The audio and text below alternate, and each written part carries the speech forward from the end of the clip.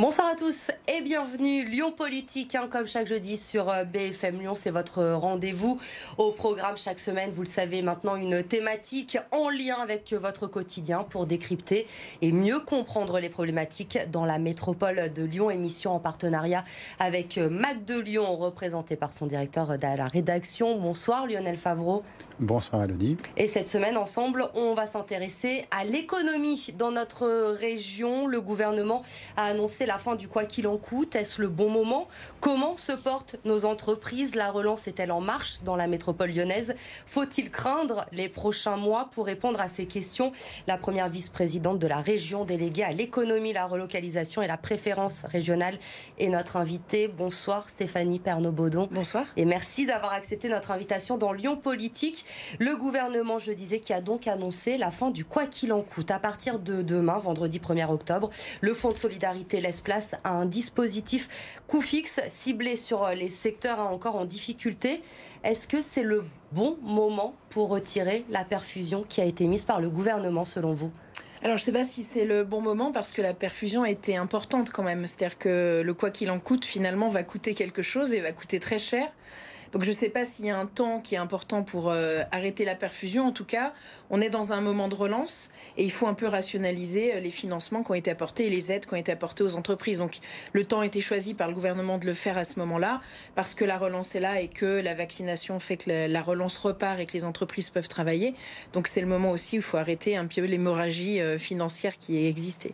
Et avec le recul, pour vous, ce choix a été la bonne stratégie puisque on a reproché au gouvernement d'augmenter l'endettement de la France à cette occasion.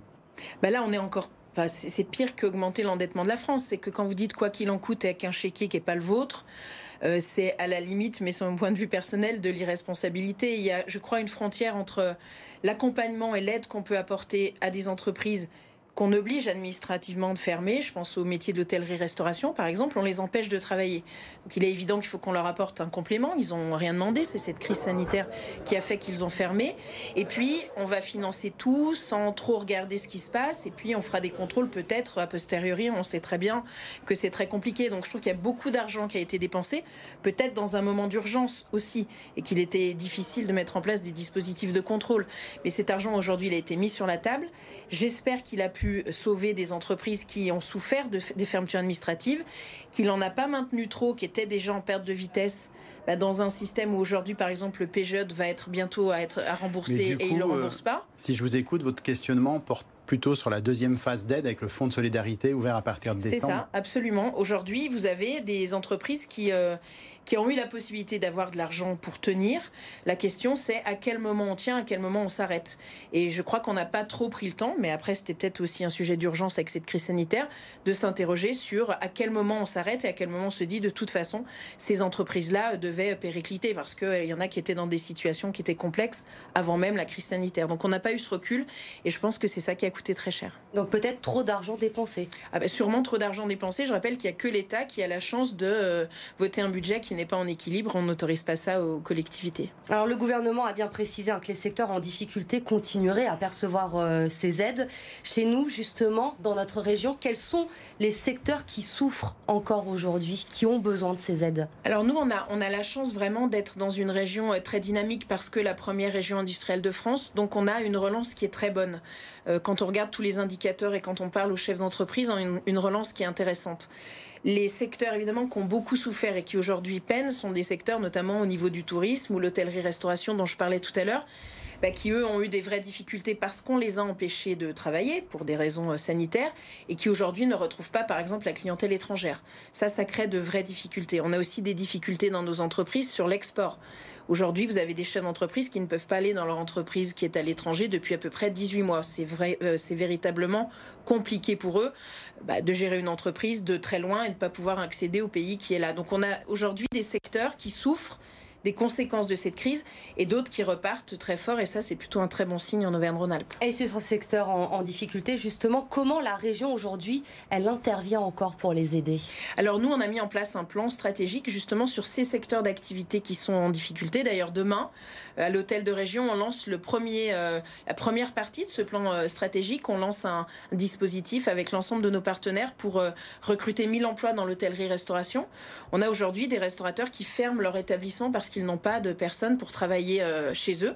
Donc on a mis en place avec les syndicats professionnels, avec tous les partenaires de l'emploi et de la formation, un système qui va permettre de recruter des gens, qu'ils soient formés ou pas. La seule chose qu'on leur demande, c'est d'être motivés et entrer très rapidement dans ces métiers. Je crois qu'il faut être à la manœuvre et accompagner là où ils en ont besoin nos entreprises et notamment nos restaurants. Alors justement, vous répondez un petit peu en avance à la question d'une des personnes que nous avons rencontrées cette semaine. Vous allez pouvoir peut-être développer un peu plus. Je vous propose de l'écouter.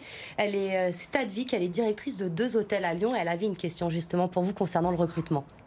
Bonjour, je suis directrice de 2 hôtels à Lyon. Ma question concerne les futures embauches. On aurait besoin d'embaucher, mais ça serait assez difficilement envisageable avec la fin des aides. Donc, je voudrais savoir quelles mesures étaient prévues, quel serait notre accompagnement pour nos futures embauches. Alors, dans le cadre des compétences régionales, nous, on a une compétence en matière de formation professionnelle. Donc, j'invite madame, si elle le souhaite, demain, à l'hôtel de région où on lance ce plan. On s'est allié avec tous nos partenaires qui permettent à la fois de recruter du monde et puis de financer ces formations. Et puis, avec les professionnels qui ont une vraie demande, en fait, sur des profils spécifiques pour travailler chez eux.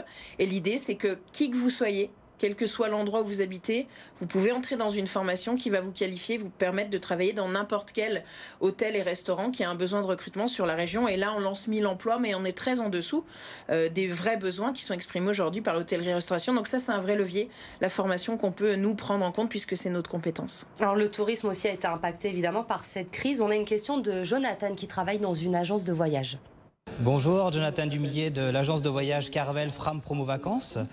Voilà, la tendance au niveau du tourisme semble repartir à la hausse.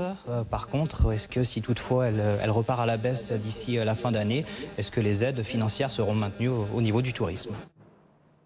Alors nous, évidemment, le tourisme, c'est vraiment un secteur qui nous préoccupe. En fait, on a 2 difficultés. La première, c'est nos zones touristiques, par exemple, de montagne, qui ont eu beaucoup de mal à fonctionner parce que toute l'économie tourne quand même à travers la saison d'été, la saison d'hiver. Et ces 2 saisons ont plus ou moins fonctionné avec une vraie perte, en tout cas, de touristes et notamment de l'étranger. On espère pour cet hiver, avec la vaccination, avec les mesures sanitaires qui sont prises, un retour des étrangers. Là, c'est un sujet national.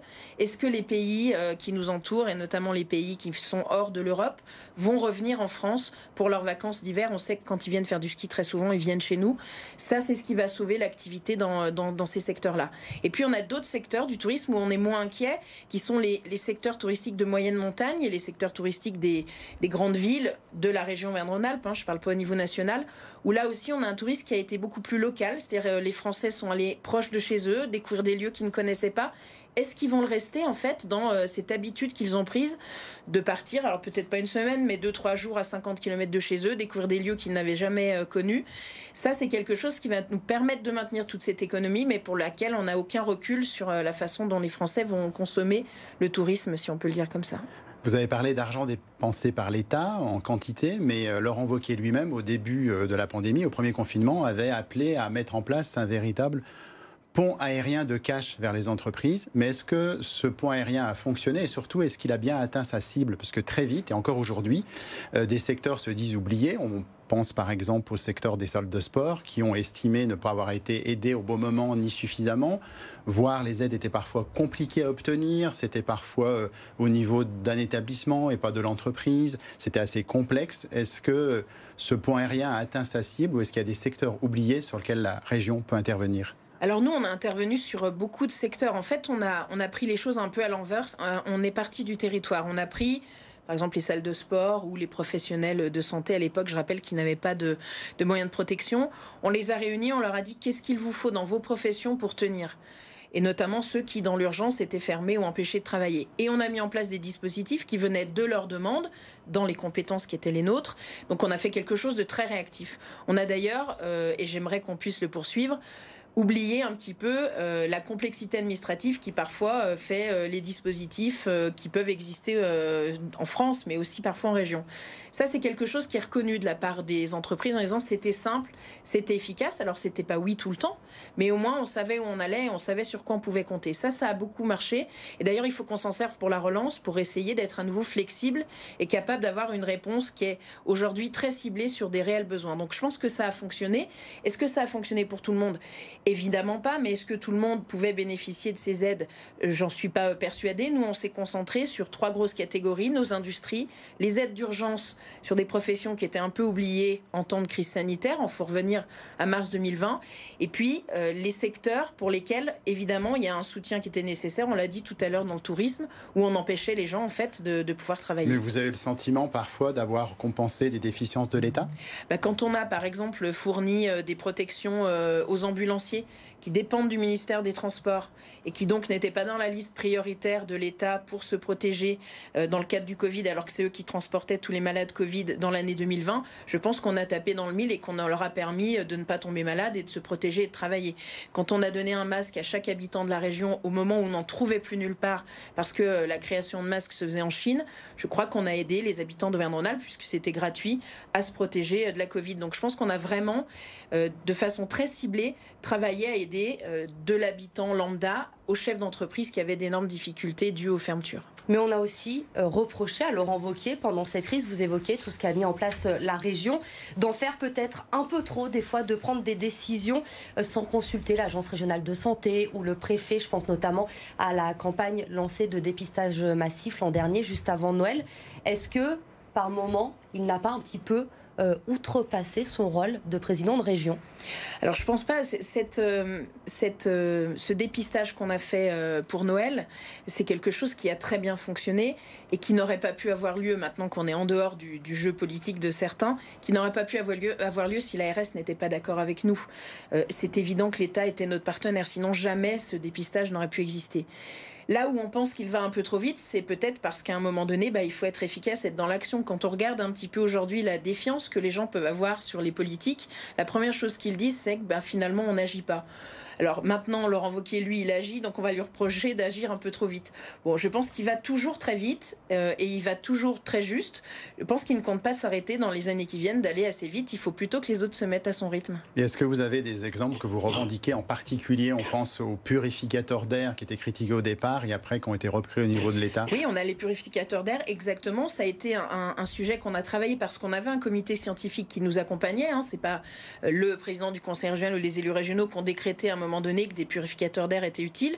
Ce conseil scientifique, c'est Bruno Lina qui le présidait, nous a tout de suite alerté sur la purification de l'air, notamment dans nos lycées.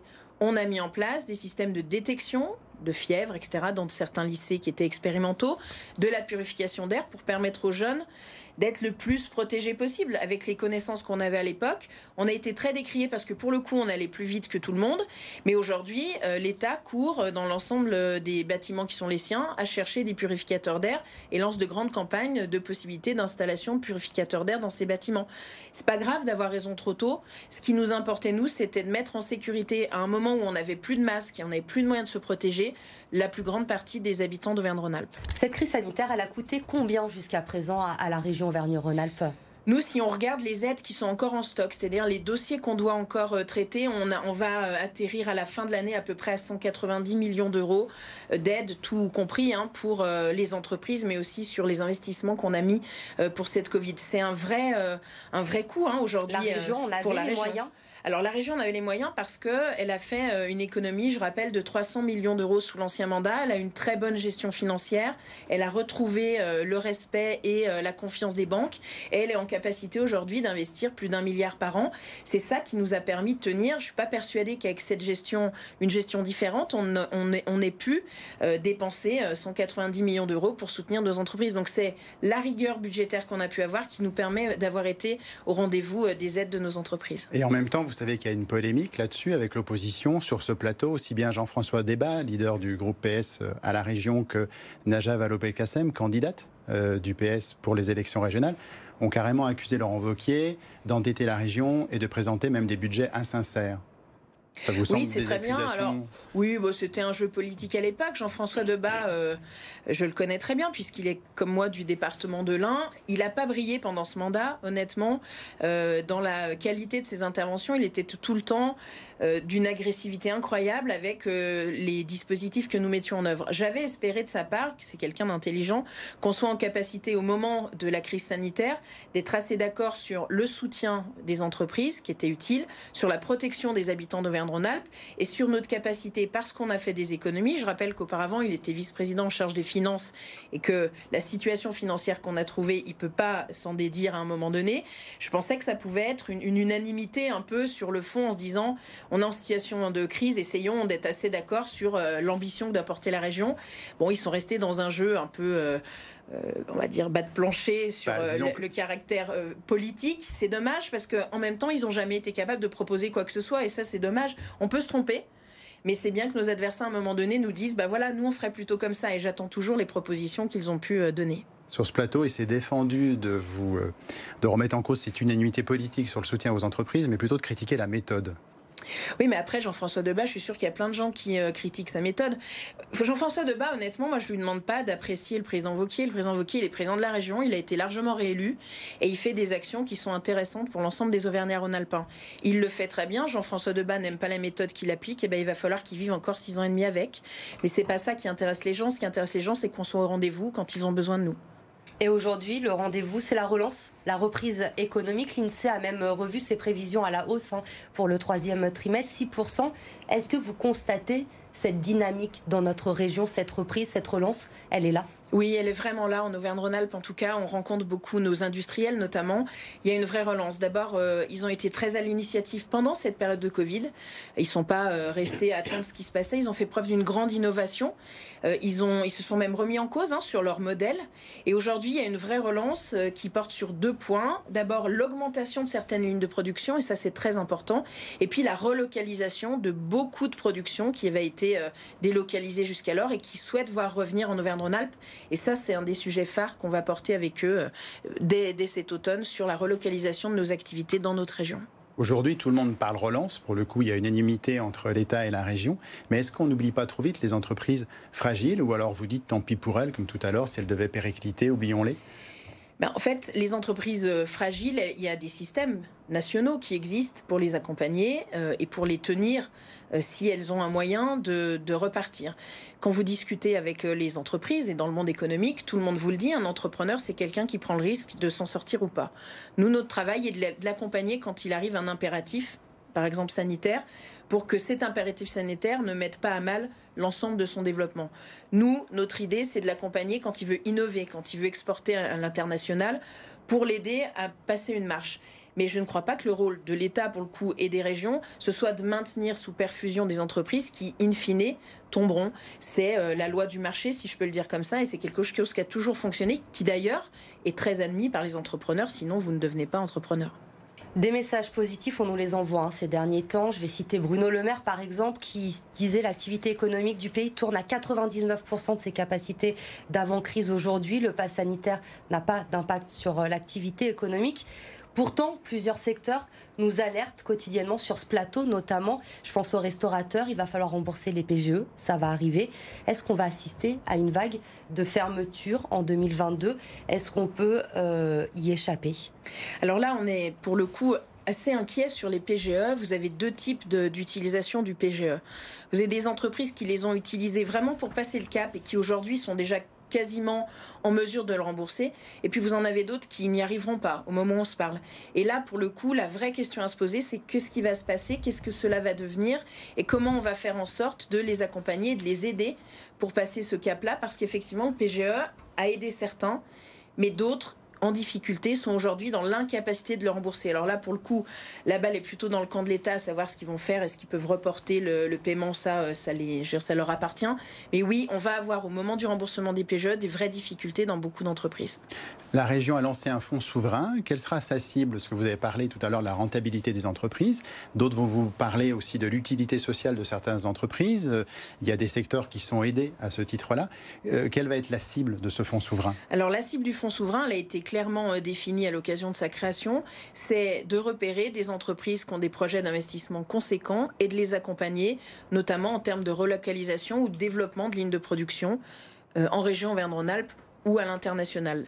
C'est pas la région qui va sélectionner les entreprises qui sont retenues par le fonds, c'est notre opérateur qui aujourd'hui les réceptionne, met un ticket d'entrée important parce qu'on a dit qu'on voulait que ce soit des gros projets et va, par rapport aux critères qui ont été élaborés, décider ou pas d'accompagner les entreprises dans leurs projets. Donc la cible, c'est vraiment l'augmentation de la production, si on peut le dire comme ça, la relocalisation de l'ensemble de lignes de production qui étaient délocalisées, et puis des gros projets d'innovation que les entreprises peuvent porter. Alors il y a aussi une autre plateforme, Fareco Business, qui est pour mettre en lien les entreprises entre elles. C'est aussi pour favoriser la relocalisation de la production.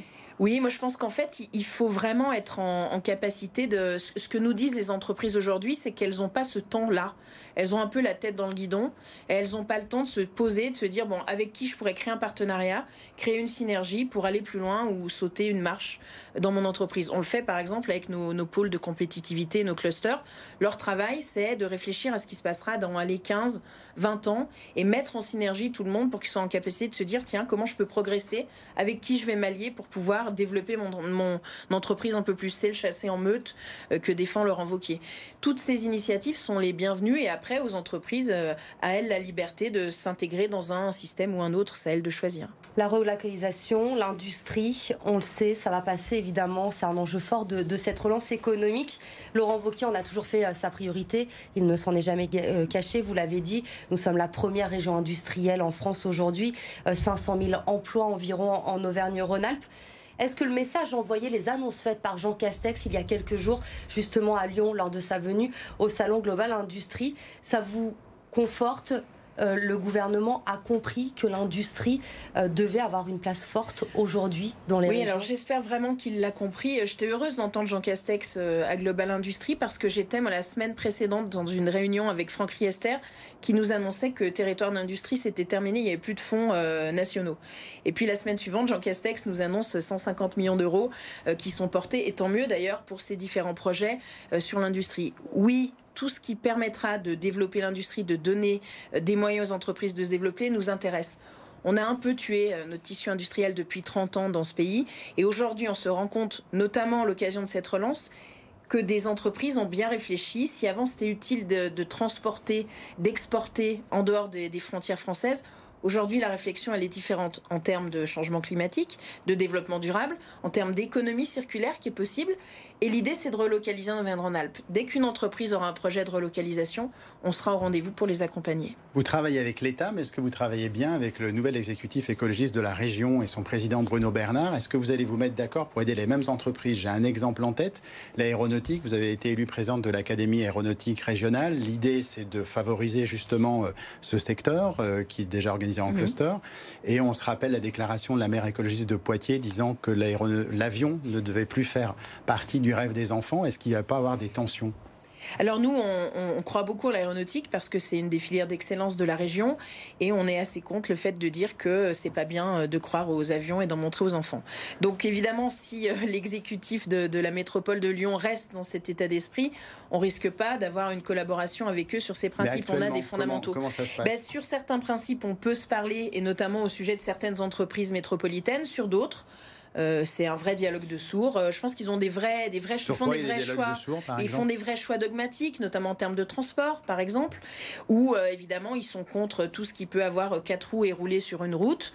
Ça pose un vrai souci dans une région comme la nôtre qui a quand même besoin d'axes routiers, de développement de son transport. Politique ou aussi des problèmes de caractère, de personnalité entre les deux hommes, Bruno Bernard et Laurent Wauquiez? Non, je pense pas du tout que ce soit un sujet de caractère. C'est qu'aujourd'hui, ça vous a pas échappé quand même qu'à la mairie de Lyon ou à la métropole, on a quand même des personnes qui envisagent leur parcours politique dans un terrain très dogmatique. C'est soit vous êtes avec nous, soit vous ne l'êtes pas. Et c'est très compliqué d'avoir des relations, on va dire, partenariales avec ces deux, la métropole ou la mairie. Mais c'est pas grave, on insiste et puis à un moment, on y arrivera. On reproche évidemment les façons de faire des écologistes. Il y a quelques jours, Laurent Wauquiez parlait d'autoritarisme, de comportement dictatorial, voire sectaire, en parlant de Bruno Bernard. Les mots ont quand même un sens. Aujourd'hui, ce sont des mots très forts. Oui, c'est très fort. En même temps, à chaque fois qu'on a pu caractériser Laurent Wauquiez, on ne s'est pas vraiment gêné aussi sur la tonalité des mots qui ont été utilisés. Je crois qu'il a raison. Moi, j'ai eu 2-3 fois l'occasion justement d'échanger avec les écologistes sur des sujets fondamentaux, et notamment en termes de transport. Il y a un vrai blocage dogmatique Comme je le disais tout à l'heure, ils envisagent que l'avion, ça n'est pas bien, donc plus rien au niveau aéronautique. Soit on est d'accord avec eux et tout va bien, soit on ne l'est pas et ça ne peut pas fonctionner. Vous pouvez pas là parler de dictature? C'est un peu comme ça que ça fonctionne. C'est-à-dire que c'est soit vous êtes avec moi, soit vous l'êtes pas. Je trouve ça assez dictatorial. Ce qui m'ennuie, c'est que malgré ce qu'on pense, on a une responsabilité de travailler avec les autres au développement de notre région et puis aussi on est en capacité de développer des dispositifs pour les habitants d'Auvergne-Rhône-Alpes ou de sa métropole ou de sa mairie. Et là, il y a une vraie difficulté des écologistes à travailler avec les autres dès lors qu'ils considèrent qu'ils ne sont pas comme eux. Ça se passe mieux avec Grenoble ou Annecy ou c'est pareil? On a de bonnes relations avec la ville d'Annecy. On fait des partenariats avec eux. Par exemple, on participe en matière sportive sur le Martin Fourcade Festival qui se passe au mois de septembre. Cette question parce que c'est aussi des maires écologistes. Oui, mais vous voyez comme quoi vous avez des gens qui sont moins sectaires que d'autres et on a eu une très bonne collaboration. C'est moi qui m'en étais occupée et les choses fonctionnent très bien. À Grenoble, c'est un peu plus compliqué, mais ça ne date pas d'aujourd'hui. Merci beaucoup Stéphanie Pernaut-Baudon d'avoir été notre invitée dans Lyon Politique ce soir. On revient évidemment jeudi prochain avec vous. Lionel, merci d'avoir été à mes côtés ce soir pour un nouveau Lyon Politique. Et en attendant, vous restez avec nous. L'info se poursuit sur BFM Lyon. Très bonne soirée.